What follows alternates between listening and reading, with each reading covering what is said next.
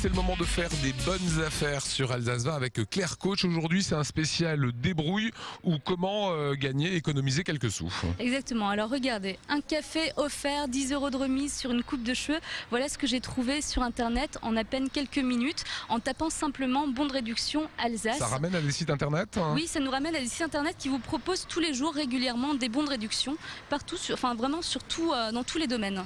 D'accord, donc ça c'est le café, ça c'est 10% sur une coupe de cheveux. A priori on y va une fois par mois, d'autres bonnes affaires. Alors regardez, il y a un site qui s'appelle Groupon par exemple. J'ai acheté ce bon d'achat pour 10 € d'une valeur de 30 € pour manger dans un restaurant. Ah c'est rigolo ça, vous payez 10 € et on vous donne un bon de 30 €. Voilà. Donc à la rigueur on a intérêt à chaque fois qu'on va manger à aller sur des sites comme ça. Exactement. Et d'imprimer quoi. Exactement, moi j'ai réussi à obtenir près de 40 € de bons de réduction en allant en cliquant ce mot-là sur internet. Voilà, alors il y a d'autres choses, ça n'a rien à voir avec la cuisine. Je tiens quand même à vous rassurer, ce n'est pas non plus la voiture d'Alsace 20, quoique, après que Claire ait fait quelques emplettes. Pourquoi tu as ramené ça? Alors je suis allée dans une casse auto parce qu'aujourd'hui, le budget moyen d'un Alsacien est de 700 € par an pour l'entretien de sa voiture. Donc les pièces détachées d'occasion sont une réelle solution en termes d'économie sur ce plan-là. Donc j'ai trouvé pour 10 € un rétroviseur, merci. Ça, je sais pas du tout comment ça s'appelle. Ça s'appelle des commodos pour mettre le chauffage. Et ça, on vous l'a donné, ça vous l'avez pas payé ça quand même. 10 €. 10 Ah, là, €, quand même. ça a un prix quand même. Ouais.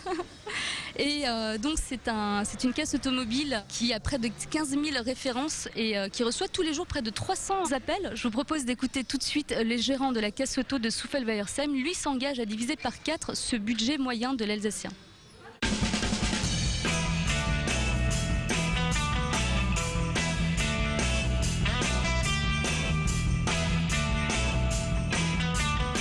Ce qui amène les clients chez nous, c'est l'intérêt, le prix des pièces détachées qui est nettement moins cher que le prix des pièces neuves. Les pièces courantes, on va dire, c'est entre 20 et 30% du prix du neuf, maximum. De l'échappement, les pneumatiques, du freinage, les vitres, les phares, les clignotants, feux, tout ce qui est important, sécurité, et qu'on peut récupérer en occasion. Si la moyenne du coût est de 750 et quelques €, à mon avis, chez nous, vous pouvez facilement diviser par 3 ce prix. Pourquoi dépenser plus cher quand on peut avoir moins cher pour l'équivalent, ou même si ça a déjà servi un petit peu, les pièces sont en parfait état. Donc là, on essaye toujours de rester au prix le plus bas pour que les gens vraiment fassent des affaires et économiser un maximum sur l'entretien de leur véhicule.